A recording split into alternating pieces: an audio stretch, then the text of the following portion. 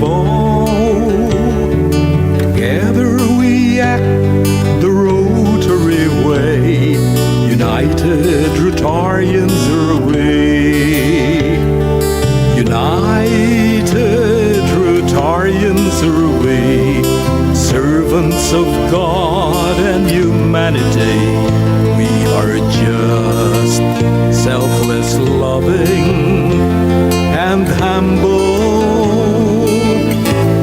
In truth, fairness, goodwill, and friendship.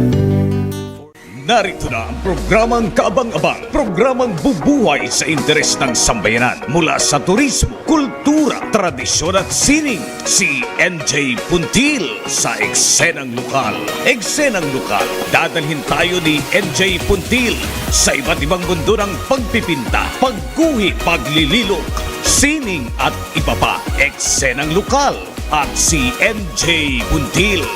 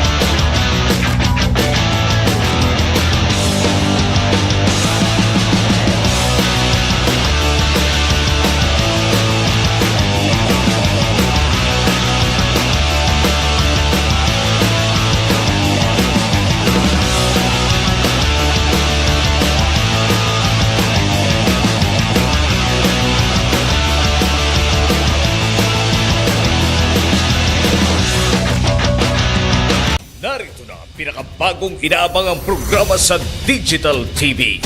Good Morning, Kuyaks! Programang hitik sa impormasyon, serbisyo publiko at its best. Public service at its finest. Good Morning, Kuyaks! Sa pangunguna ni Bayaning Chuper, Superman Alex Sabaton at ang kuyang ng lansangan, Colonel Edison Pong Debria. Masiglang talakayan, malalim na usapan. Good morning, Kuyaks! Handa ka na ba?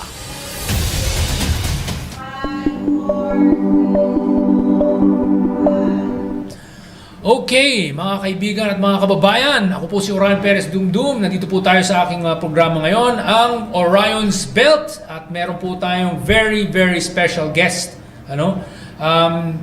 Kung siguro naaalala po ninyo, noong 2022, No? Kung kayo po ay sumasabay-bay sa aking Facebook profile, meron po akong inendorso personally, not as the correct movement dahil ang correct movement being a big tent coalition of many different people, hindi po kami nag-endorso yung correct movement, but as individuals pwede, and as an individual ang sinabi kong iboboto ko at sinabi kong gusto kong iboto sana ng mga kaibigan natin ay walang iba kundi si Secretary Norberto Gonzales, and he is here with us today. Ayan, pakita po natin sa camera ang ating special guest ngayon. Ayan po, none other than former Secretary of National Defense and former National Security Advisor Norberto Gonzales. Ayan po mga kaibigan at mga kababayan, importante po yung pag-guest niya dito dahil marami po siya talagang maitutulong na magbibigay ng impormasyon, bahagi ng magandang kaalaman, no? Lalo na't marami po siyang experience talaga, lalo na't sa kanyang work as basically defense and security, no, of the Philippines noong time ni Pangulong Gloria Macapagal Arroyo. So, mga kaibigan at mga kababayan, ang ating special guest ngayon, siya rin po ang chairman. Chairman po ang tamang chairman ng PDSP, ang Partido Demokratiko Sosyalista ng Pilipinas. Ito po, tatanungin po natin ang ating special guest na si Secretary Bert. Okay lang po bang matawag po kayong Secretary Bert? Ayan. Yeah. Paano po nabuo ang PDSP? Kailan po siya nabuo? Ano po ang naging rason ng pagbubuo sa kanya? Medyo mahaba-habang usapan yan kasi okay lang po. This happened about 51 years ago. Okay. Kasi panahon niya ng kadideklara pa lang ng martial law. I see. Dati kami kilusan lang. Kilusan ng mga Demokratiko Sosyalista ng Pilipinas, KDSP. Pero noong 1973, May of 73, after yung mga ilang months na nakita na natin ang itsura ng dictatorship sa Pilipinas, panahon ni former President Marcos. Si Father Intengan, isa sa co-founder ng PDSP, nagdesisyon na sabi niya, medyo parang seryoso na yung hinaharap nating challenge. Kaya sa halip na kilusan lang, gawin na nating formal, gawin nating partido. Kaya yung May of 1973, May 1, Labor Day, ay itinatag namin yung Partido Demokratiko Sosyalista ng Pilipinas. At took some years, bago namin narating ang Socialist International. During that time, ang mga major ideologies of the world, may kanya-kanyang international merong international yung mga liberals. Liberals, yes. Liberal Alliance. May mga international yung Marxist-Leninist, yung Communist International na nakabase sa then Soviet Union. Comintern ito, no? Yung Comintern. So, meron namang yung mga Social Democrats and Democratic Socialists may sariling international. So, of course, we attempted to join that. It took many years bago tayo natanggap sa loob ng Socialist International. In the meantime, dito sa loob ng bansa, during the time of the dictatorship, medyo nagkaroon ng parang informal alliance ang PDSP at saka yung grupo ng mga politicians na medyo nakaaway ni Marcos. Yung iba nakakulong, yung iba hindi naman kinulong, like Jovito Salonga, senator, yung tatay ni Mar Rojas, I forgot his first, si Jerry Rojas. Yan, si Eva Estrada Calao, no? Yung mga yan, meron silang informal meetings. At for some reason, ang nakatulong nila sa pagbubuo ng Democratic Underground, kasi very active doon ang mga komunista. Pero kami naman, dahil kasama namin ng mga Jesuits, medyo tinatawag kaming clerico-fascist. ng mga komunista, pero parallel talaga ng panahon na yon. I remember bago nag-declare ng martial law, doon ko nakita si Joe Maciso na dala-dala yung Red Book from China. Mao's Red Book. Yeah, inaanda kaya Maoism. Tayo naman, ang mga Jesuits naman noon, nagbuo ng mga brief seminars, mga 2 days, 1 night, para ibigyan din ang kanilang analysis ng sitwasyon ng bansa at anong response dapat ang mga Kristiyano o Catholics in response to a very assertive and noisy reorganization of the Communist Party of the Philippines. Hindi ba dati kung sila sa Russia sila Russia. Ito yung PKP dati, di ba? Yung PKP sila. PKP. Ang ginawa ni Joe Maciso, he brought some young new members and reorganized the party. Binuo niya yung CPP at saka yung, instead of Hukbalahap, New People's Army. Ayun, yun. This is just before martial law. Yes. Kami naman noon, uma-attend naman kami ng mga seminars ng mga Jesuits. Pinakita yung national situation, questions like, ano kaya ang itsura ng Pilipinas kung hindi dumating ang mga Espanyol, mga things like that. Pinag-uusapan na mga different economic positions. At in the end, ang result ng napakaraming seminars ng mga Jesuita, more than 200 organizations, if I'm not mistaken, nabuo nun during that period. Habang lumalakas yung CPP and PA, maraming organizations yan. Some are fronts of the communists. Yes. But some are, nationalists. Kami noon, medyo tinatanong namin yung one of the Jesuits, si Father Blanco, who was actually coming from Indonesia after the Kwan. Yung, alam mo, nangyari sa Indonesia. Nagkaroon ng purge Purging, di ba? Suharto ang Millions of communists were massacred. killed. Talagang massacre na gusto yun. Siya, Jesuit, nag-organize siya ng protest action sa Indonesia. His life became problematic. He had to go back to the Philippines. And when he was here, he was assigned by the Society of Jesus to recruit young people like us from the different universities to give a Christian position on the or response to the situation of the country at that period, wherein there's a growing rise of new communism in the country. So at that point in time, Secretary, you were a student or you just finished school?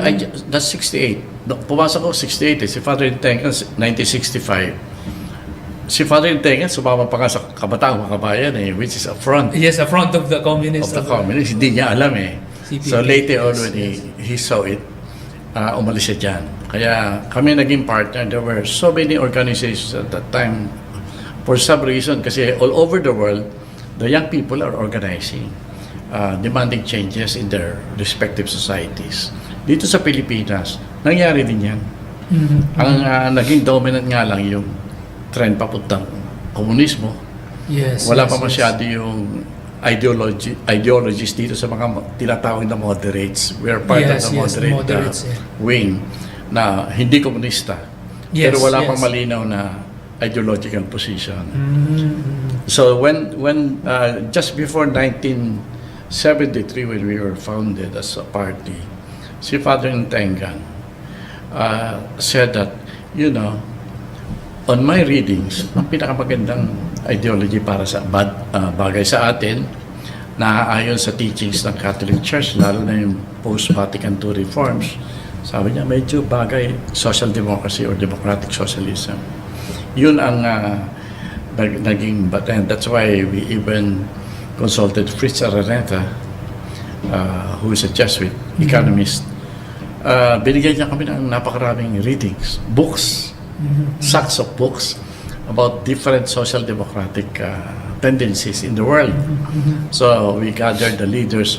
Kung kami noon we were out of the 217 organizations decided to get together. This is the foundation of the PDSP as a party. So yung leaders ng 17 organizations coming mostly from different sectors and different regions of the country, we had this conference and say we will adopt democratic socialism. Ako medyo mild, kaya social democrat. ako from the beginning I adopted social democracy. So we had the formation of the party. Sometime in 1970, this is 73, mga 5 years after, nung tumakbo sa pambansang batasang pambansa, interim sa pambansa, tumakbo si Ninoy Aquino. Yes, that's right. Yeah. And since kaibigan na namin sila Jovi Salonga, sila Soc Rodrigo, Raul Ng Lapus, Estrada Cala, these were the pillars of the Liberal Party. Yes, correct. But they're now under watch by the dictatorship. Buti hindi sila kinulong. Except Soc Rodrigo was jailed. Jovi Salonga was also jailed eventually. But in our workings with these people, yun, nagsimula na kami magbuo ng, different organizations. Nung tumakbo nga si Ninoy sa Batasan, we provided the watchers, mostly coming from the PDSP. I see, about 7,000. About 7,000 of them serve as watchers of Ninoy Aquino during the elections. That is how we even strengthen our relations with the Aquino family and with the different personalities na natira sa Liberal Party.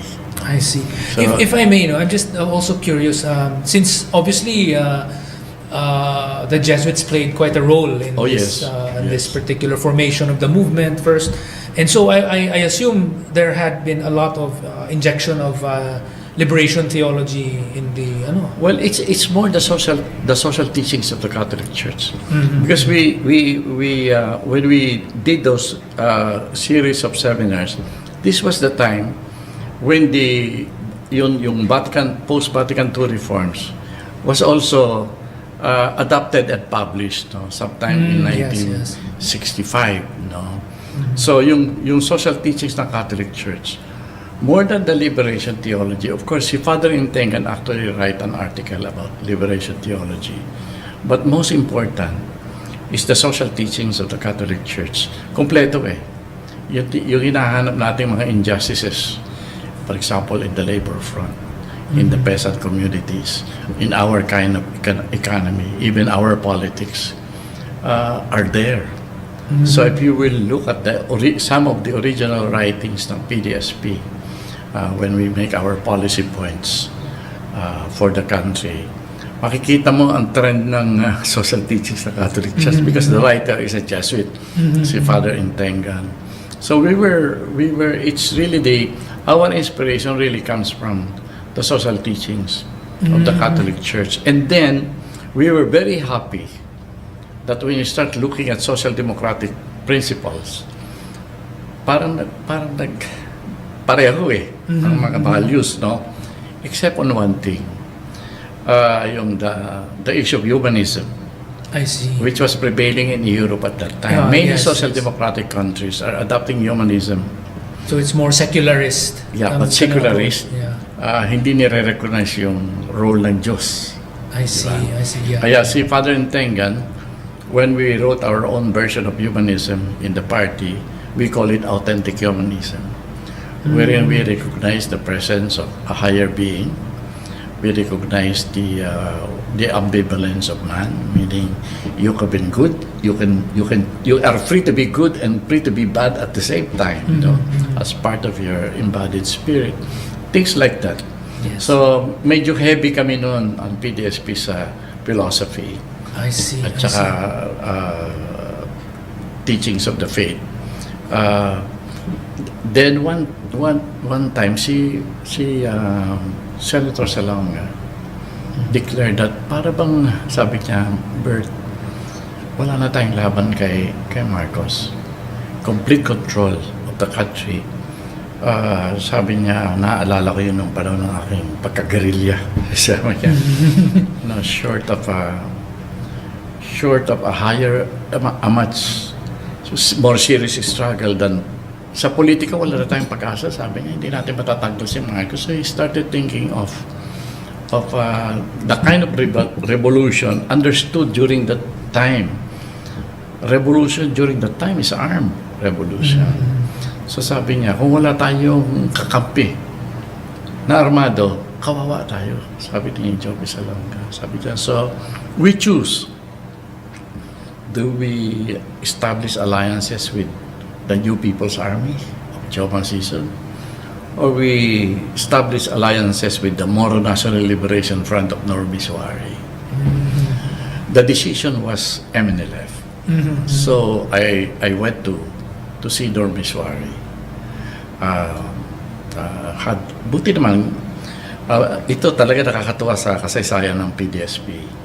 Yung asawa ni Normiswari, si Desdemona, during his college days, yung kanyang, ang mga estudyante before graduation, hindi ba may pinupunta ang mga office, so parang ang tawag na, iba yung tawag noon kaysa sa OJT ngayon, di ba? Noon may tawag din yan. Pero si Desdemona happened to, despite being Muslim, nagtrabaho siya sa Institute of Social Order ng Jesuit.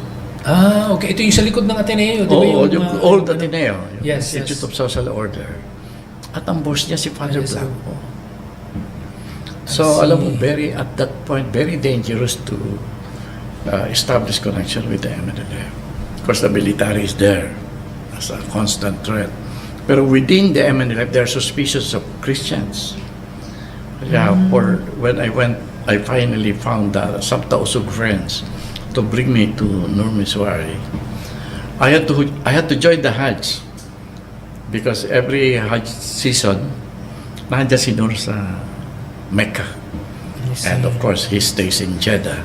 So that's an opportunity where I can probably find him. And I stayed there for many days until one night I was picked up and had a meeting with Normiswari. So this encounter not only brought us in good relations with the Muslims, but also gave us an opportunity to start having some ideas on how you relate with Muslims in the world. So yung writings ng PDSP, hindi lamang Christian. Nag-input si Father Intengen ng maraming teachings, the Quran, the say, the different traditions of the Muslims. Kaya medyo rich kami sa faith dimension at saka sa religious teachings, both Muslims and Christians. Yun ang naging foundation ng PDSP. But when we started joining the Socialist International, I think one reason why it took us a long time to become a member of the Socialist International is because of our open declaration that we are Catholics, that we are adopting a version of humanism that is more in keeping with the social teachings of the Catholic Church than the humanism that was prevailing in Europe at that particular time.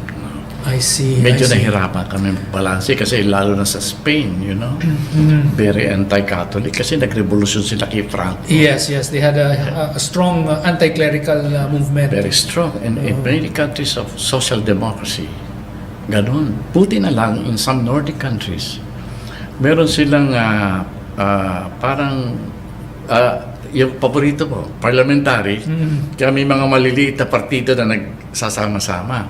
They have a Christian wing, no? Ayun, okay. In Sweden, Norway, meron silang mga ganon. Kaya medyo nagkaroon kami ng kaunting backing. I see. I'm just curious, no? So how does noting that the PDSP at that point in time had a very overt parang Catholic Christian background, no? Yes. How did the PDSP at that point in time relate to the Christian democracy movement of Raul Manglapos at that point in time? Well, si Raul Manglapos organized a Christian social movements. May mga miyembro kami na nag-shuttle doon sa CSM at saka PDSP.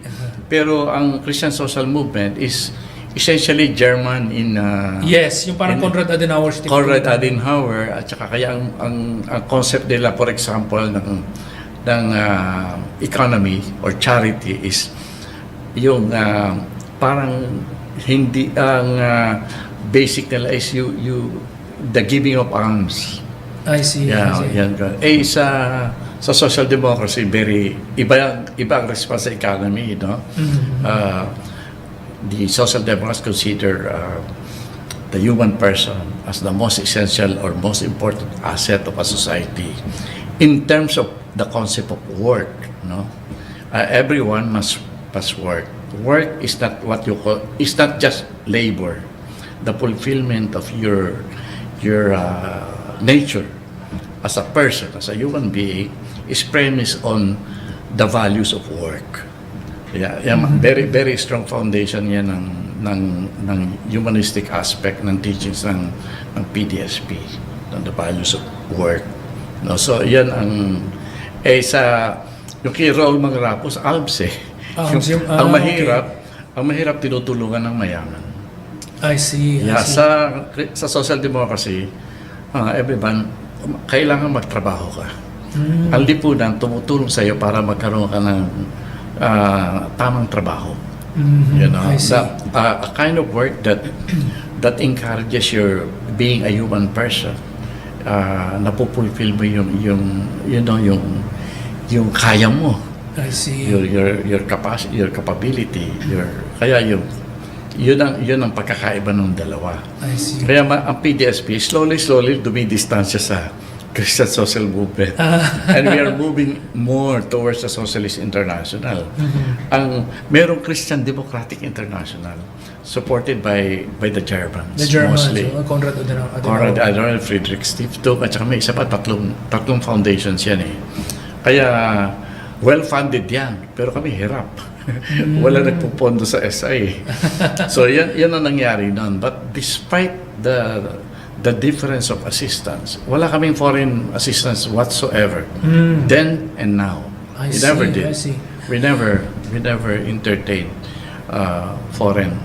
Ito no, Secretary, I remember kasi my father in his younger years, no, he also joined he joined the movement in the 70s. And he was actually part of what is essentially, I think it's a what do you call this, liberation theology group. Yes. No, I think kasama po dun si si Father sino ba ito? Father, kalimutan ko. Basta ang grupo nila yung Cairo ang pangalan. I know Cairo. I know Cairo. Is there I know. was there a relationship? We have a good dialogue with Cairo. Okay. Kasi kunyari, lumalabas yan. But ang base nila mostly, if I'm not mistaken, Los Baños, UP Los Baños yan eh. Maraming Cairo. I see. O kasi nasa peasantry sila. I see. Yung Cairo. That's the Cairo that I met on the streets. I see. So on the intellectual plane, probably Father Intengan is the person because I know we have dialogue with Cairo at that time. Pero yung liberation theology kasi, there are at least 2 or 3 versions of that. One version was, how do I say that, diluted by the communists. By the communists, yes, exactly. Ginawa nilang... parang ginawa nilang recruiting ground eh. Parang front, kasi, ginawang front yata eh. Yan yun eh. But that's why we had, Father Intengan had to write a full article on Liberation theology. premised on the social teachings of the church rather than kasi combative yung isang version ng Yes. ng liberation theology. Pati lalo na sa Latin America, medyo yun. At nila conflict eh. yung premise ng pag-assert ng umabot sa punto na may ilang mga Hiswita naging guerrilla. Di ba? May mga ganun yun eh kasi at saka yung emphasis on class. Yes. Class distinction, class differences, and class conflict. No? I'm not as good as Father Intengan when it comes to ideological. Pero kumbaga parang very Marxist na yung influence niya is extremely Marxist. Marxist ang Cairo. Buti hindi Leninist. But kami kaya medyo Sa Marxism, merong mga kaming some points of Marxism in the economy are okay. Oo. Yung class struggle, ang iba kasi ang interpretasyon ng communist ng class struggle. Kailangan mag-away. Away, ganun ba? Kailangan lagi may away. Ganun yun. So, these are some of the developments inside the PDSP. Kaya, ang PDSP, despite being composed of mostly, yung hindi yung mataas ang education ng maraming miyembro sa PDSP, I often state that kami sa PDSP, habang lumalaki, lalong sumasakit ang ulo. Kasi dumadami yung pangangailangan, mga problema ng bawat pamilya, bawat miyembro. Wow! I always dread the time of enrollment because dami naghihingi ng tulong. I see. Pag-enroll, ganyan. Pag binasunugan, problema malaki. Yan. So, without any fanfare, PDSB has been so immersed in what you call DSWD effort. Social welfare. Social welfare. We're so immersed in that, no? Kasi yung lumalaki yung base ng PDSP, puro economically dependent. Challenge ang lahat yan, no? Bihirang-bihira yung medyo may kaya na pumapasok sa PDSP. At saka, there was really some difficulty in merging the two. May difference talaga eh. I see. Sa ugali, sa behavior, sa pag nagdadiscussion, kaya hirap na hirap. Kaya ako medyo nasanay ng konti sa pagtatagalog. At saka yung paghihimay ng philosophy na naiintindihan ng mas hindi masyadong nakapag-aral. No? Si Father Entengen tries very hard. Pero kasi si Father Entengen ayaw pumayag ng walang philosophy of man, philosophy of society. Sabi niya, kailangan meron ito. Kasi kung hindi, lalamunin tayo ng mga komunista sa debate, sa argumentation. Kaya meron talagang napaka-importante yung foundations ng philosophy. Yeah, we have such a thing as authentic humanism as part of our ideological adaptations for the social democracy in the Philippines. No? May iba naman. I remember that I guess there have been several other movements as well that sprung up, other groups like, if I'm not mistaken, another group that claims adherence to social democracy or democratic socialism was originally the PDP Laban. PDP. PDP Laban is it came from movements like the Federation of Free Farmers, mga ganon. Sabi nga ni Nene Pimentel, kinuha niya yung dokumento namin eh. Okay. So derived sila sa PDSP. Basta when it comes to ideology, I see. na hindi ka komunista, manghihiram ka ng dokumento sa PDSP. Even the Liberal Party during those days. Okay. Yung mga matatanda. Pag tinignan, ang problema sa mga political parties natin, gumagawa lang sila ng parang platform of issues and policies pag eleksyon. Pero hindi naman dinidibdib yung mga ina-adapt, no? So, yan ang naging problema. For example, Liberal Party, si Butch Abad, ang girlfriend ni Butch Abad doon, si Dina, naging asawa niya, is PDSP.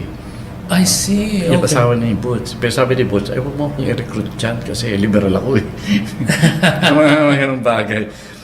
Those were, pero basta yung pinanggalingan, yung mga ideological positions, galing lahat sa PDSP yan. Kaya yung PDP Laban, Social Democrat. Social Democrat. Sabi ni Nene, mahirap yung puro tayo underground. Kailangan merong nakakalabas sa atin na hindi masyadong hinahabol ng gobyerno at nakapagsasalita publicly. Kaya yun yan. Kaya si Nene Pimentel, yung PDP Laban, actually PDP lang yan. Wala pa correct. Yung Laban is a newer addition, as a much Ito sa coalition with yung kay Ninoy Aquino, di ba ay yung Ninoy laban? na yan, nung namatay na si Ninoy, lumabas yung laban eh. Yung laban, Yung, correct. dati yan, Partido Demokratiko Pilipino, PDP. Merger yan ng ng ideas from social democracy. At saka yung yun nga, FFF, FFW ni Johnny Tan, yun ang mga foundation. At saka, kaya kung makikita ang PDP laban is really shifting from social democracy to Christian democracy. Nagaganon yan. Kasi hindi malinaw yung... Yes. Hindi malinaw yung... That's quite true. No, I did notice, for example, during the time of President Duterte, the tawag nito, the PDP laban was dealing a lot with the Konrad Adenauer Stiftung, which is Christian Democrat. Ang nagpondo sa PDP, Christian Democrats. Sa Konrad Adenauer. Kasi yung Friedrich Stiftung, na-control sila ng BISIG. BISIG is sila Dodong ni Menso yan eh. Friedrich Neumann Stiftung. Ito yung iba. Yung Friedrich Neumann Stiftung, kanyan, Christian Democrat pa rin. Christian Pero yung Friedrich Ebert, while in Europe they're supporting the Social Democrats and the Democratic Socialists, in the Philippines, they're supporting the Marxist-Leninists. Oh, Kasi na-infiltrate yung opisina nila. ay, ganun. Kaya yan yung ang nangyari sa amin kasi yung mga SOCDEM ng Europe saying that PDSP dapat ang tutulungan kasi kami ang Social Democrat, di ba? Oo. Pero sinasabi ng yung mga Marxist-Leninists, hindi, yung mga PDSP, nagkukunwari lang yan na SOCDEM. Pero mga Christian dem yan. Basahin mo yung mga articles kasi mga articles namin, Catholic teachings eh. Oo. Kaya yun, kaya huwag niyo natulungan yan. Kasi ang policy ng Germans, hindi naman kami humihingi ng tulong ha. But this has been some practically other groups kasi are getting money from the Germans. Yeah. Pero kami, hindi kami humihingi. Pero may mga gustong magbigay.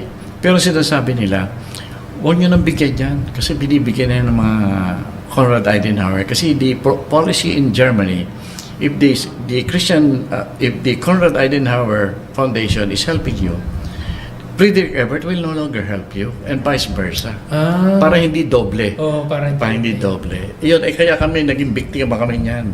Na may mga gustong magbigay ng tulong sa PDSP but because ang mga diba, yung Friedrich Ebert sinasabihan ng ibang leftist dito sa Pilipinas binibigyan na ng Christian Democrat yan kasi Christian Democrat yan in essence hindi naman talaga yan SOCDEM yan ang mga kasi sasabihin nila kasi kung SOCDEM dapat secularist sila tsaka humanist ito authentic humanist ang ito sila Christian yung pinanggagalingang religious background parang tingnan mo ganun ang daming pare sa loob ng PDSP paano ba ngayon i-argue yan no? But we were not minding that because I don't know, wonder of wonder, we were able to survive and exist without any foreign funding. Yan na, kasi na-impress kami kay Father de la Costa. Si Father de la Costa, when he was talking about Philippine history, siya yung ang topic niya kasi, ano kaya nangyari kung hindi dumating ang Espanyol? Anong klaseng bansa tayo? What kind of nationalism are we going to have? No? Ang isa sa paboritong kwento ni Father de la Costa, yung gera ng revolution, ng Spanish Revolution. Sabi niya, do you know that the Philippine Revolution is the only revolution in the world that did not receive foreign funding? Yung simula ng katipunan, sabi niya talagang effort ng locally sourced alam mo sabi niya yung mga nag-cite siya ng ilang mga battles like one battle somewhere here in Cavite sabi niya kakanyunin ng Kastila yung dalampasikan where the Katipunan sa kanyon when the cannons stop ang lalabas hindi mga Katipuneros batat tsaka mga babae susugod yan sa shores, mamimake up yan ng mga hindi pumutok na bahala ng kanong. Para i-recycle. I-recycle as explosives. Sabi niya, tingnan mo yan, ganyan katapang ang revolusyon, panahon ng mga katipuneros. No assistance from any foreign country. But we survived. Kaya nakakaiyak ko minsan yan si Padre de la Costa sa mga lectures niya. At any rate, these are the foundation of PDSP. Napasok kami sa Socialist International. Ako, nung naka-excel ako sa Europe, kasi pagkatapos namin, nahuli kami ng Malaysian yung buong Central Committee ng PDSP, one of the things I negotiated with Normis Wali is to be allowed to stay in the camp of the MNLF in nearby Sabah. Kasi wala ka na talagang mapagtaguan sa Pilipinas. I see. Talagang papatayin kami ng dictatorship. Kasi lalo na, may kabit kami sa mga pari. Mas takot sila doon sa mga pari. I see. Yung dictatorship ni Marcos. Kaya lang, ang declaration ni Marcos, anybody opposing the dictatorship are communist. Pero there are two major underground organizations during the period of martial law. That's the communists and the SOCDEMs. The SOCDEMs. Yung one thing I wanted to mention kasi is that there are many people who don't see the difference, and I keep on trying to educate them that there's a difference. Hindi magkapareho yan. They're very different because they just hear the word socialist. Hindi ba yung Russia dati, yung Union of Soviet Socialist Republic, yung word na socialist nandun. Di ba komunista, socialist, ganun din? Parang yun yung That's nila. true. In fact, up to now, They have that mistaken notion. I suffered that with some retired armed forces general who were active during the time of Marcos that does not trust me until today because I'm a social democrat. Yan ang hang up yan ang propaganda ng dictatorship. Pati sa US because sa US din yan malakas yung ganung the word socialist ay komunista na yan. Parang hindi nila qualify but yun yung ko natin. That's why it took us even inside the Socialist International a long time, because nga of our Christian.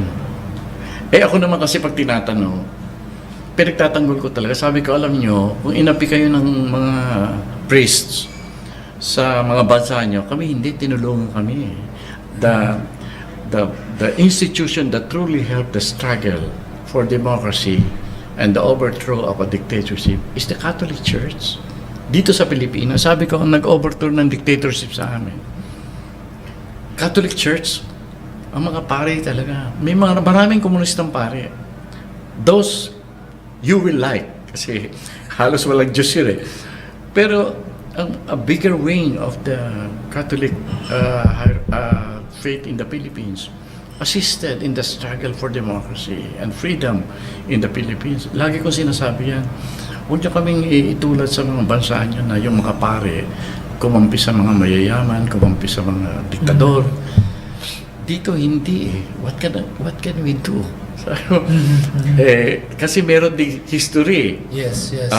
Yung nung pumapasok na kami sa activism, that was the time na yung Jesuits, for example, Jesuits as a religious order, na nagpipilipinize yung yung nationalism issue sa loob mismo ng Jesuit order. Intense. Doon na pinaalis ng lahat yung mga Amerikano, lahat ng foreigners na Jesuits, iniwan na sa mga Pilipino yung pagiging Jesuits. Kaya napakalakas. Kaya sila Fritz Araneta, sila De La Costa.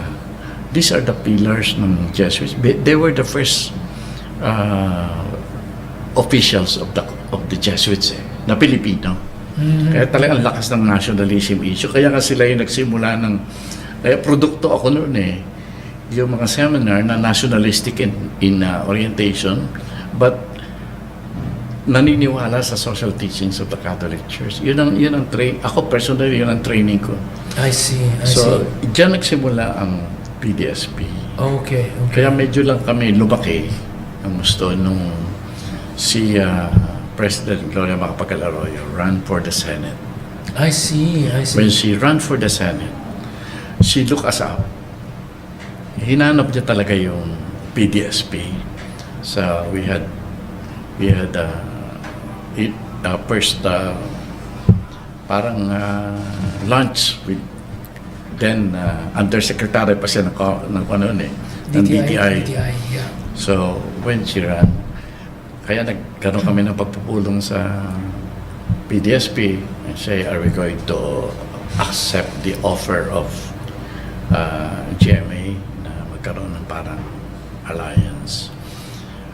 Sabi ko kay Father Intengan,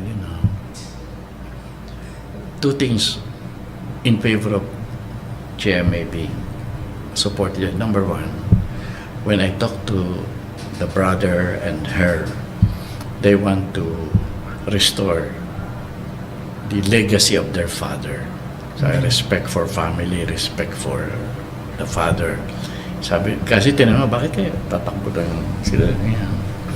Sabi niya, kasi namin ibalik yung legacy ng father namin kasi nasira ni Marcos. Ginanon si Macapagal di ba? Yeah. It's okay. Good. Number two, si GMA, nung lunch kasi namin naikwento ko yung tungkol kay Cory. Si Cory, sabi ko, mahal namin dyan kasi respetado kami. PDSP was very visibly respected by President Cory. I remember, ako, si Father Intengan, pag may meeting kami kay Cory, exact yung oras. Hindi yan malilate ng 1 minuto. In fact, advance pa. Sabi ko, tingin ko sa being on time when little people like us, ka-appointment, presidente, nire-respeto tayo kasi sign of respect yun eh. Kung malate ng 1 minuto yan, mag-a-apologize si Cory sa akin yan. Sabi niya, Bert, sorry ka. Ang dal-dal nung kausap ko, hindi ka mapigil. Pasensya ka na, nalate ako. Pero, what's 1 minute, 2 minutes to a president? But Cory is like that to us. Naikwento ko kay GMA. GMA never was late. Kunyari, papasok ng Ateneo yan. Magbi-meeting with Father Intengan and myself. Sa gate yan, tatawag na. Sabi niya, Bert, naiipit kami dito sa gate na mga 1 minute lang. Wala nun. So those are the two. Very, hindi naman importante. Pero to me, sabi ko, kinagalang tayo eh. Very important from me. Yung alam mo, pagkalaking mahirap ka. Tapos ang memro puro mahirap. Very important yung paggalang. Very important as a quality of people you're dealing with. Lagi yan. On time yan. Si GMA. Kaya sabi ko, sige, samahan natin si GMA. Kasi same respect we got from Cory, GMA is giving us. Yun ang, noon naman, nasama na kami sa Alyansa ng Lakas sa NUCD, ganyan. Hanggang dumating si Ramos. We became part of the top 10 political parties in the country kasi ang dami-dami naming mga kandidato. I see. So lumaki din ang partido, but that created an internal debate inside the party. I see. Kasi sabi niya, tingnan mo yan, parang nahahawa na tayo sa mga trapo. Kasama natin mga trapo. True. And I sometimes regret that. Pero lumaki na gusto yung PDSP during those times, no? Yeah. This is what I think, no? I think yun nga, lagi kong binabalik-balikan yung sa parliamentary system. If we had at least a parliamentary system, I think the issue of the kind of trapo culture that exists in the Philippines would not be what it is today. It would be, I think, a bit more parang more like what they have in Europe, no? Yung parang ganon. Alam mo, yan ang kuha natin. Up to now, those are historical, I will not call them mistakes. But, alam mo, hindi natin kasalanan. Pero for some reason, hindi natuloy. For example, 1 boto lang, parliamentary system correct, na tayo. Correct. Kasi sila Father Intengan, sila De La Costa, sila, I forgot the name of, namatay na rin na former provincial.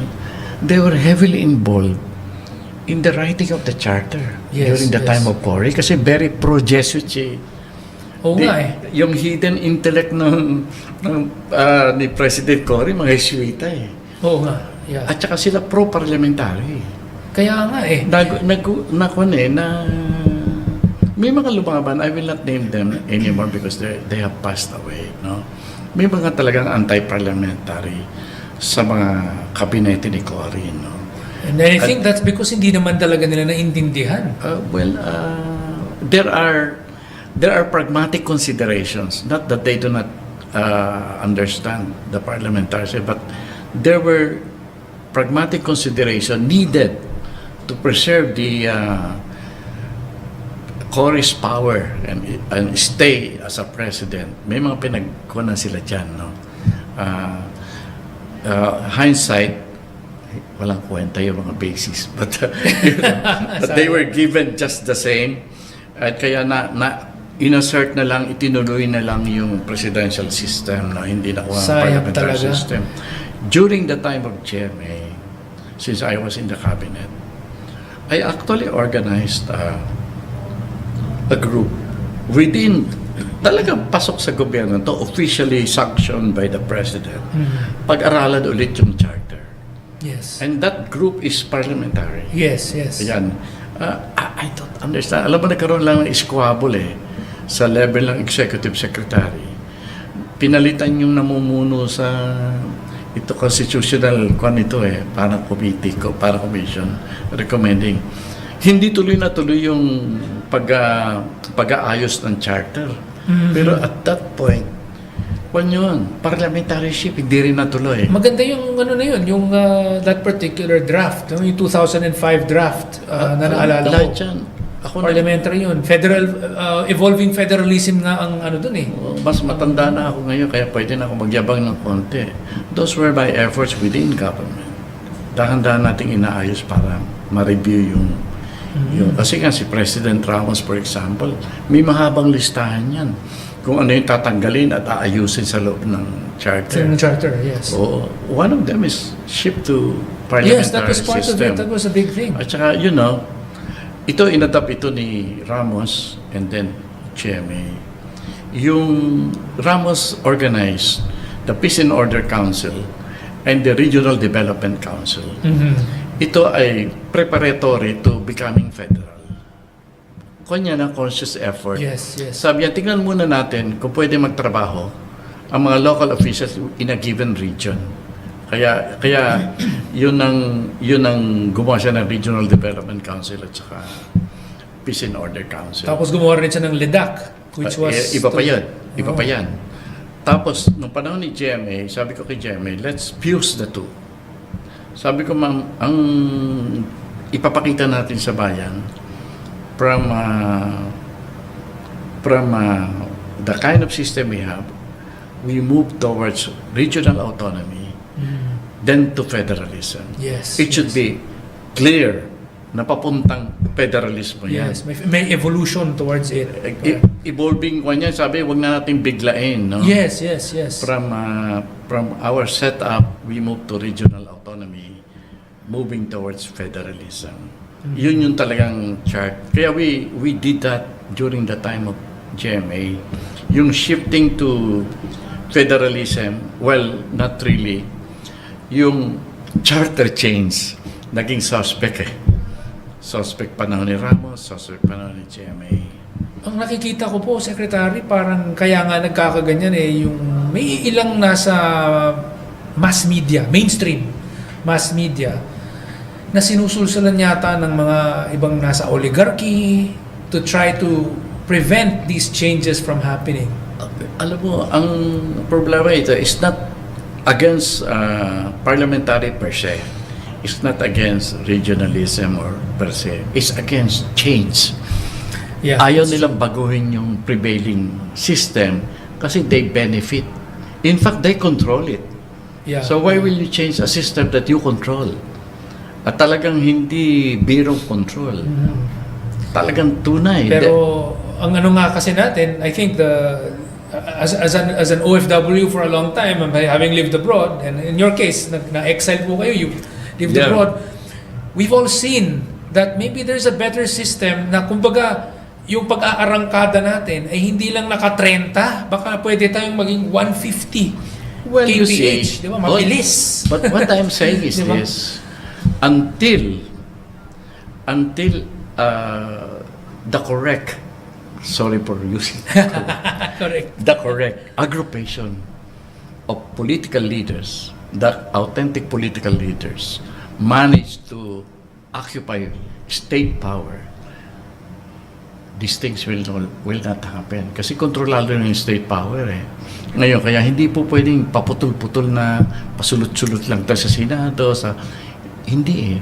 That's why, ako ngayon pag nagsusulat ako, I hope I'm not arrested because hindi ko naman talaga itinutulak yung revolution. As people appreciate revolution as violent. Sinasabi ko na ang golden opportunities na nangyari sa Pilipinas is when people power happened and a revolutionary government was, established by Cory. The revolutionary government gave Cory the opportunity to change the charter. Yes, You see? yes. Unless this happens again, unless this kind of opportunity is offered to us, we can never hope of changing the charter or making any fundamental change in the way politics is controlling the nation today. So Secretary, what you're saying is revolutionary government is the only way for us To forward. me, given the situation and the control, the grip of politicians in our political system today, mahirapan talaga. The inertia kasi, no? Yung bang parang ayaw baguhin yung kailangan Ayaw baguhin. talaga, hindi kaya. Tsaka kasi, dumating na tayo sa time na yung politics natin, hindi na pinag-uusapan yung itong pinag-uusapan natin, hindi na ito pinag-uusapan. Oo nga eh. Ang pinag-uusapan na control ng pamilya, yun na, anong porsyento talaga? Bakit, kunyari, bakit natanggal si President JMA as possible Speaker of the House? Pinagdudahan na may na ikukudita si Romualdez. But what is the truth? The truth is, nagkaroon ng away sa komisyon na ibinibigay sa bawat congressman. I see. Hindi issue it's not even power struggle. Ha? It's, bakit may paborito si Speaker? Bakit ganito? Yung mga ganitong congressman, bata-bata niya, paborito niya, ganito ang komisyon. Bakit tayo na hindi naman niya bata, ganito ang komisyon? Kaya, anong naresulta? Paano na-resolve yan? Close to 99% of Congress is now in the hands of the Speaker because binigyan na talaga lahat ng komisyon. Dinagdagan talaga ng malalaki yan. Ang laki. Why is our budget increasing by the trillions? Kasi palaki ng palaki yung kinukuha ng mga politiko natin. So, what am I trying to say? It's getting worse. Grabe. Iba naman, I remember nga, the late Carmen Pedrosa, a very good friend of mine, and my co-founder sa Correct Movement. No? She actually, basically when we were founding the Correct Movement, nag-meeting po kami with Father Intenga. Yeah, I was there, pero hindi mo ko kilala nun. I attended the one in Club Filipino. Nag-launch yung Correct. Yes. Anyway, I'm not sure if that's the one, but Chit Pedrosa spoke of the Correct Movement. Yes. Kasi very close kami nila Chit. Because Chit was part of the underground, the Democratic, yes. when he was exiled in London. Yes. Kami naman naka-exile ni Father Integan sa Madrid. Okay. So yung Madrid and London were working together against the communists in Europe. I see. That was our background. I just Chit wanted to Pedrosa. say, the reason I mentioned her was she was saying several times that our biggest problem with why we cannot change the Constitution is precisely because the way the Constitution was written does not allow us to change it. Because yung sinabi nga niya dun sa Article 17, nagkamali sila dito at hindi nila na-specify. So, pag may nagsabi, Sige, we will do it separately. Yung House and Senate, separate kayo. May aangal. Hindi, dapat jointly. Pag may nagsabi na jointly, may ano na naman dapat separately. Precisely, alam mo. So wala. Ang design ng mga batas natin, no, yan, yung procedure. Kaya ang defect ng pagbabago ng konstitusyon is such that you cannot touch it unless you revolt.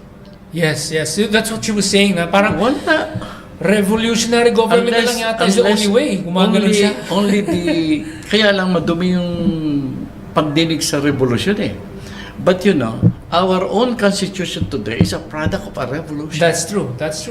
Sabi ko nga, if the revolution will be two things for it to be acceptable constitutionally according to the spirit of the present charter, a revolution is acceptable provided it is peaceful and it is successful. Yes, that's true. Kapag you can do these two things, walang magre-reklamo sa iyo. That is true. Because it's constitutional. The spirit of the present constitution is premised on those two: peaceful effort, successful. Kaya iyan ang sinasabi ko sa sa discussion ngayon. If we are aspiring for fundamental change in our society today, you have to go back at that particular moment in our history when we choose to have people power. That's the point na kailangan pagsimula ng ating pag-iisip ng tunay na pagbabago. Walang mangyayaring pagbabago given the situation of today, politically speaking. Grabe. Hey, grabe, but that's the truth. I'm sorry to say. Okay. Well, we'll be having a little bit of a break, no? Kasi may mga may konting ads, no? And then we'll be back very soon. Ladies and gentlemen, wag po kayong aalis. May konting lang po tayo, konting patalastas, konting break. Babalik po kami. Ayun po. Siguro sa next, let's talk about yung pagraran po ninyo sa Senado. Things like yung siguro ipupush ba ninyo yung parliament?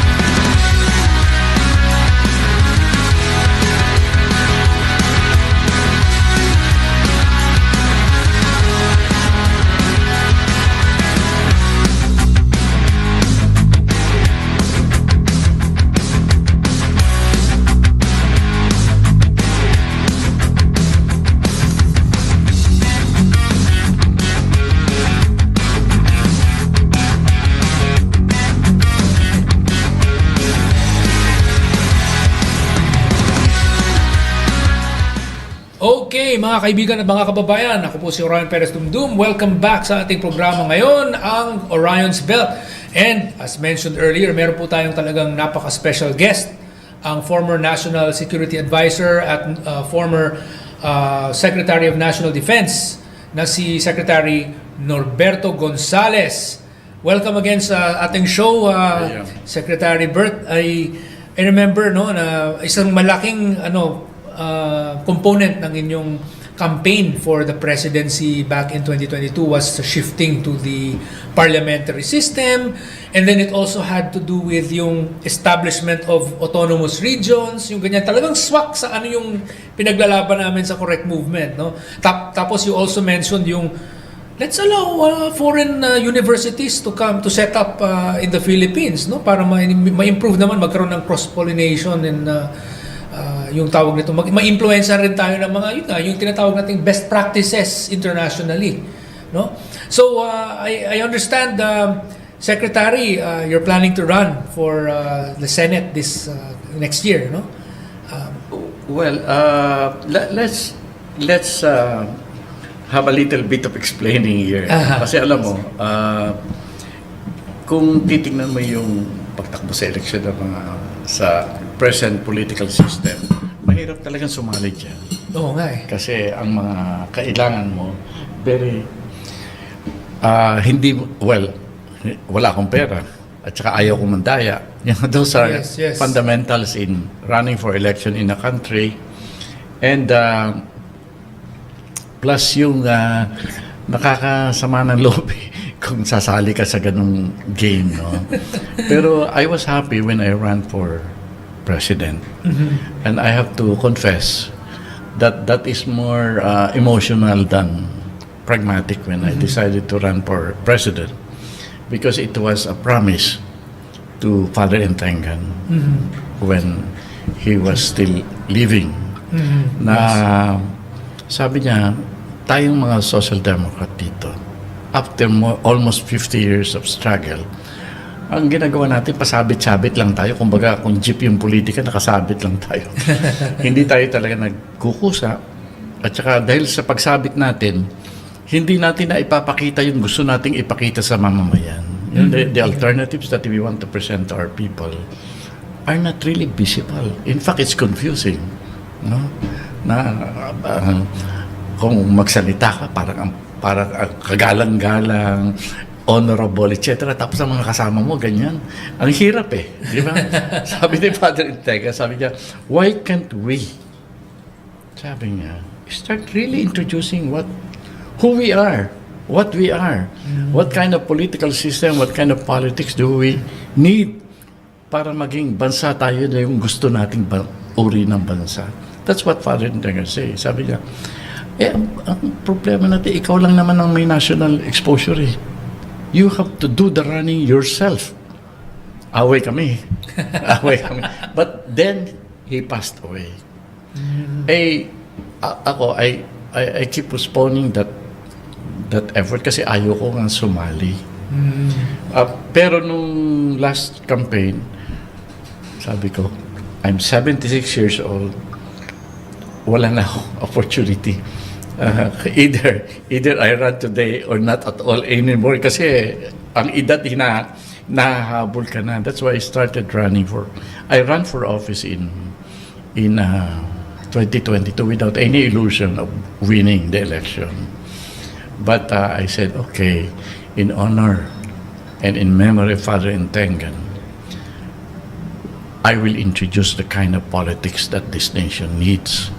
Kaya nakita mo naman yung campaign natin. Yes, and I'm very appreciative that sinabi mo na nagustuhan mo yung ilan sa mga sinasabi natin during 2022.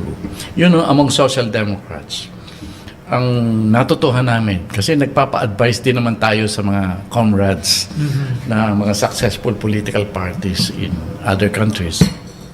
Sabi nila,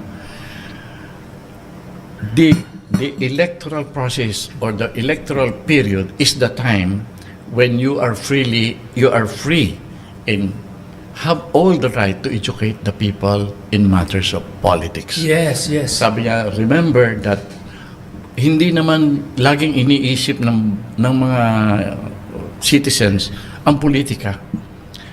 Normally, they only do that during election period. And you maximize that period in teaching them, in introducing to them the alternatives that they are missing if they elect the wrong people. Correct. So these are lessons. Kaya yun ang nasimulan ko nakita ko na despite the lack of the essentials of our traditional political system, you can reach our people. I saw that in the presidential election. So, what am I going to enter into today when I run for the Senate? One, continue the education program about politics. That's the first objective. Number two, you see, yung natutuhan ko sa social democracy in observing the different successful political parties, if you want to build a society na para sa lahat, dapat ang involved dyan lahat. Yes. You see, kung hindi involved yung lahat na iniisip mo na siyang makikinabang, hindi magiging ganun ang resulta niyan, di ba? So, it's an art of mobilizing the nation to a particular direction. Di ba? To a particular goal. Kaya ako, if you will ask me, what will you tell our people today? I will say that my campaign is not about me winning. It is about us agreeing together that we will build this dream, this concept of society. We will have this kind of nation. We will have this kind of respect that we, despite all our efforts, despite all the kindness, paglilingkod sa kapwa sa buong mundo, we are not respected in the manner that we should be respected by the world. Yan ang mga tanongin mo, why am I running? Because of this. Yes, yes. Because I of think this. one of the good things that happened nga na naging resulta nung dun sa 2022 was the campaign presented to the public a lot of things that many people did not hear again in a long time. Yun nga, yung sa parliamentary system, narinig ulit nila yun. Yes. Yung the idea of yun nga, yung having as a prelude to federalism na yung ibang regions maging autonomous region din. And I believe this might have to do with your experience in Spain. Yes. Kasi I think if I remember correctly, what happened in Spain is very similar to the Philippines also. Yes. Here in the Philippines, the original intention was to give special autonomy only to the Cordillerans and to the Muslim Mindanao. The same thing in Spain, it was only the Catalonians and the Catalans and the Basques. And then in Spain, nagkaroon sila ng konsepto ng Cafe para Todos, yung kami rin naman yung mga Gallego, yung mga Andalus. Nagsabi, kami rin naman kaya dapat maging autonomous din kami. Which is why, imbis na sila lang dalawa, itong dalawang grupo lang ang nabigyan ng special autonomy, naging lahat na sila. Yeah, kasi tayo, we have about 9 considered nationalities in the Philippines. That's true. So everyone will demand something similar to what we are giving the Muslims and the Cordilleras. Correct. And then I have added a tiny bit of possibilities in our part of the world. You see, yung gagawin nating shift to regional autonomy and possibly federalism is actually a preparation for something bigger. Yes. A dream that was introduced by our heroes and heroes of our neighbors. You know, sila Rizal at saka some leaders in Indonesia, nag-uusap-usap sa Europe yung mga yan Tama. They have the dream of forming a Malay race federation. Federation of Malay race. So, what I wanted to introduce, other than the parliamentary system and the federalism that will happen in the country, I'd like now to say from autonomous region to federal states to the regional federal system of the ASEAN region. We have to think. Kasi sa ASEAN region, halos lahat sila may mga states na Yes, that's Can right. you imagine how big we are? If we think of the ASEAN region as a federation, Some kind of a confederation like the EU. the EU or the United States, Yes, for yes. that matter. Can you imagine how rich this confederation will be? How powerful it will be? And we will be given the kind of culture that we share in this particular part of the world. Ganda yan. Alam mo nangyari ito kasi sa pakikipagtalo ko kay Norberto. Norberto is always saying, Pagsamoro, etc. Sabi ko, Nor, in the final analysis, if you are thinking that you are separate from the Philippines and or you are more related to the Malaysians or the Indonesians, but if we share the dream of becoming a regional confederation, where will you be? You have no choice. You will be part of us. You'll be a state in the Philippine context. But we will all be states. Kaya even the Sabah issue will lose its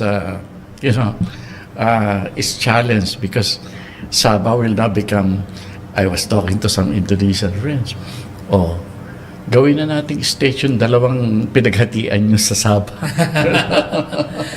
And things like this, we have to look into the future, especially at the challenges of bigger neighbors that we have. We have India, we have China, we have Australia. Yeah. I recall before I was explaining to other friends na pinupush din nila yung Sabah claim, and sinabi ko sa kanila, you know what guys, what we have to do also is we cannot just talk about the historical claim that we have, because we have to ask the people also in Sabah where would they rather be. Obviously right now, despite whatever gripes they have towards the federal government of Malaysia, because they have their own gripes also.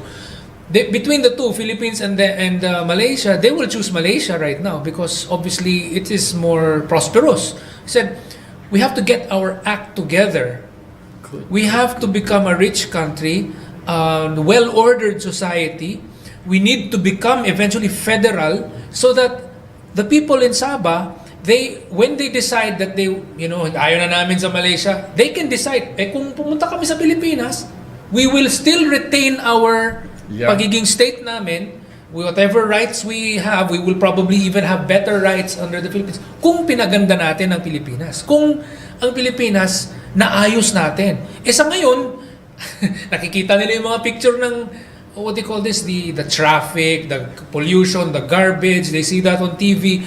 Sasabihin nila, ayokong maging part ng Philippines. Gumaganyan sila. So, ayusin muna natin yung sarili natin para ma-attract natin yung ibang lugar. That is one reason that I don't speak about today. But the concern of being respected by the world. Yes. I am now saying it vis-a-vis the problem with China. But actually, the positive part of it is mahirap makipag-usap sa ASEAN ngayon about integration, about confederation. Kung ang pagbabasihan ay yung appreciation ng Pilipinas ngayon ng mundo. Kaya quiet sabi ko nga, quiet muna tayo. Get our acts together. Be a kind of nation na wow. Oo nga eh. Pwede na tayong, hindi naman tayo magsabi na gawin nyo kaming modelo, sumali kayo sa amin. No. But you will have an opportunity to speak. Ideas such as confederating the entire ASEAN region. Maganda yan. Kasi pag tinignan mo, sabi, yung pinag-uusapan namin ni Nor Misuari noon, kaya sige Nor, in a way, nag-agree yan sa negotiation eh. Kasi sabi ko, tingnan mo Nor, imagine a 500 million market. Sabi ko, hindi ba pagka, ngayon, ayaw ko, baka 600 million na tayo in our region, our part of the world. Can you imagine that kind of population size? We can be on our own as a region because the market is there. Yeah, Kahit anong produce mo, magiging profitable for the whole region. At saka, the resources we have. Yes, we have a lot of mineral resources, agricultural resources. Pagka nagsabi tayo ng even tourism, we beat them. Alam mo, ang dami nating matatalo sa mga bagay. Ayoko naman makapag-competition. Pero if you think of the ASEAN region as a confederation of states, and then sabi ko, given our culture, given our historical background, we will not ambition to be a world power. In fact, we will be a center of peace. We will be a center where everyone will be welcome. Different religions of the world can exist freely in our area of the world. Si Nor, medyo koda yan. Sige, Bangsamoro State kami. But these are some, these are ideas that when we finally achieve a particular development in our country, maybe we can openly be discussing these matters. Oh yes, definitely. I recall one of the good things about ASEAN was mentioned by the former ambassador of Singapore to the UN and also former dean of the Lee Kuan Yew School of Public Policy, former ambassador Kishore Mahbubani. Sabi nga niya, ang ASEAN, one of the really remarkable things about ASEAN is we have had very good peaceful relations among ourselves. Yes. And the trading and then all this kind of stuff na ang sobrang iba natin sa isa't isa. Unlike in Europe, everybody is basically, everybody came from a Christian background. Yeah. But us in ASEAN, we have people Christian tayo, no? And then the Buddhist and then Muslim, etc., etc. So parang sabi niya, look, we're so different from each other, speaking totally different, unrelated languages, and yet mas peaceful pa tayo kaysa sa yung history ng Europe dati na laging gera ng gera. True. Sabi niya, this is something that we have to be proud of also. Gumanon nga siya. Yeah, kaya nga lang, noon, there was a time, during the time of President GMA, You know, we already have a regional anthem. We have an ASEAN anthem. We have an ASEAN preamble. That was done during the time of GMA. And pinagpipilian nga kung sino yung magkagalvanize. Because the Singaporeans refuse. Sabi niya, we can't lead this thing because we are small. We're small. So, sinabihan ko naman si GMA, Ma'am, maybe we should assert or maybe take the lead of graduating the present relationship in ASEAN to something higher, like pursuing something similar to the EU, something like that. Sabi niya, not me, Taksin. Taksin was the rising star. Rising star siya ng time na yun. That's right. Sabi niya, kasi ang tinika, ma'am, business district natin, Singapore. You know, you can already subdivide the different components of a federalist region. Sabi niya, no, not us. Si Taksin. Ang problema, natanggal si Taksin. Natanggal si Taksin. That's why, alam mo, mga oligarchs doon sa naku. Kaya nga, medyo nasira yung momentum. Can you imagine that? I don't know who was initiating it, but of course, vocal yung mga Singaporeans, the Malaysians, the Indonesians. Kami yun eh. Ang si GMA chooses to be silent and just supportive. I see. Huwag ko na tayo ng bird kasi nakakahiya tayo. Maybe in a way, I agree with that because at that point we were still. I mean, at the moment, we're still not yet worthy of being considered a top performer. That's why. So we have to become a top performing country before we can already start to take these kinds of initiatives. That's the way I see it. Kaya nga ako, why am I so hot that if should there be charter change, the first objective is political change. Kasi yung pag-shape ng economy natin, or even our economic relations with different countries of the world, it is highly dependent of the kind of leaders we have. Look at Singapore. Lahat gusto mong pumunta sa Singapore. Imagine, you don't have to invite corporations to go to Singapore. They go there. They go there by themselves. So, tayo, yan eh. That's why, to me, kung sa charter change, to me, primary yung... It's very important to change the political system, the structure, because that is our way of sorting out people to find out sino yung magaling para maging leader. At nakakaunawa. Oo. Kasi ang system na meron tayo ngayon, presidential system, it's very popularity-centric eh.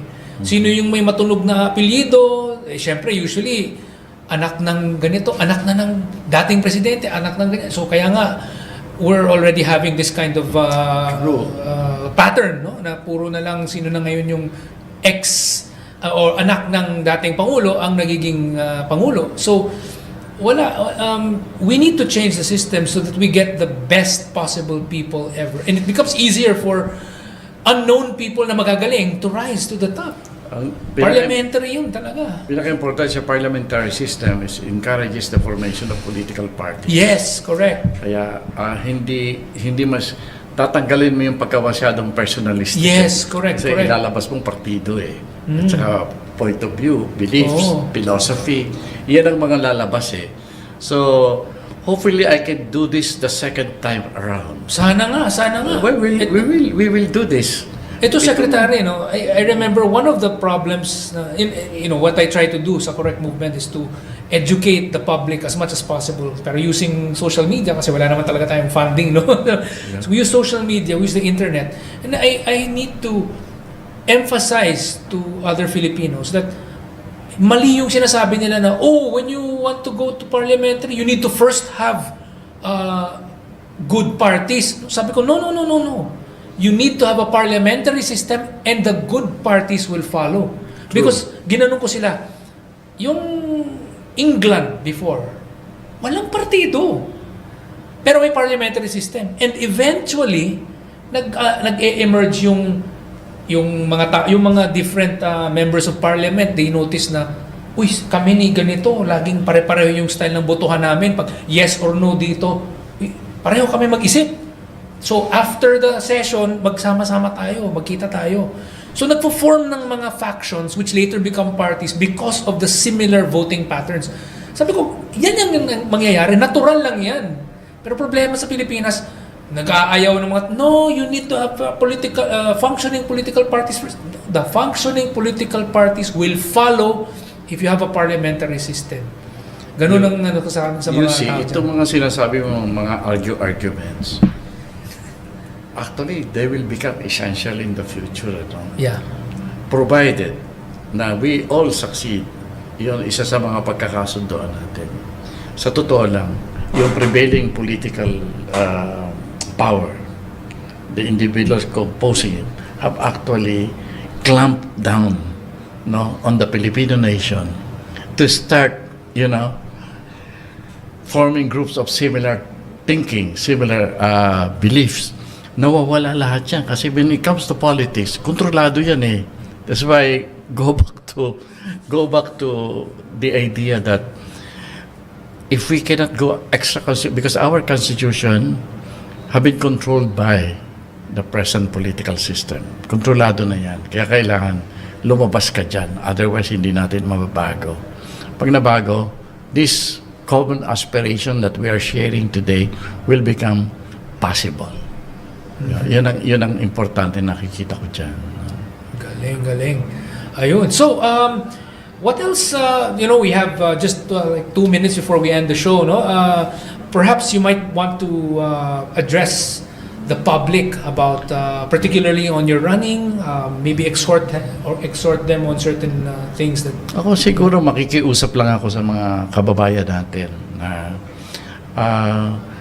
itong gagawin kong pagtakbo bilang senador ay medyo ihiwalay nyo ng konti sa mga practices ng pamumulitika dito sa atin. Kasi ang intensyon natin ay magkaroon ng kung ano yung tama para magkaroon tayo talaga ng magandang lipunan sa kinabukasan. Kaya I'm inviting everyone na itong pagtakbo ko, kasosyo tayong lahat dito. Kaya we need to be together and see. And hindi ito election lang, hindi manalo lang, kundi talagang tuloy-tuloy na laban para baguhin ang pamumulitika dito sa atin. Salamat. Ayun. All right. So, ladies and gentlemen, thank you very much, Secretary Bert, for all the wisdom and basically the context and the storytelling that happened. Ngayon, we have a good idea of what happened in the past, how things turned out, and what motivates you and all that. So, mga kababayan, ito maraming salamat sa inyong pagtangkilik sa ating programa ngayon. And may darating na halalan next year. So, wag po ninyong kakalimutan. Nandyan po si Secretary Norberto Gonzales. Tumatakbo po siya for senator. Marami po siyang pinaglalaban na kinakailangan talaga ng bansa natin. Lalo na't yung mga political system change na kinakailangan, mag-parliamentary system tayo. Yung mga dati na niyang pinaglalaban nung siya'y tumakbo para sa pagkapangulo. No? Pero marami pong ibang pinaglalaban si Secretary Bert, lalo na't para sa paano gumanda ang Pilipinas para eventually maging first world Philippines ang bansa natin. All right, ladies and gentlemen, thank you very much again. Thank you again, Secretary Bert, for being here, gracing our show with your presence. Ladies and gentlemen, maraming salamat sa inyo lahat. Huwag po ninyong kakalimutan, mag-research po kayo, punta kayo sa correctphilippines.org. And of course, next week, meron na naman tayong programa ng Orion's Belt. Nandito po tayo ngayon. Kababalik ko lang from my vacation.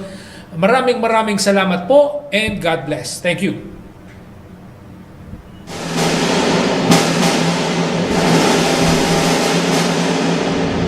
iPams! Tatak legit at walang placement fee. Mga legit na jobs abroad na walang babayaran at approved ng Department of Migrant Workers. Tips, greetings, and more! Huwag magpa-scam. Samahan kami tuwing Martes mula 1:00 hanggang 3:00 ng hapon. Dito sa Vantage Point Media.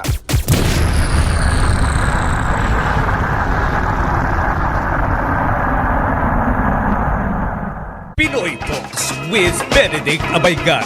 Anything and everything under the sun. Programang inyong kagigiliwan, malaman, seryoso, pero may kilig. Pinoy Talks with Benedict Abaygar.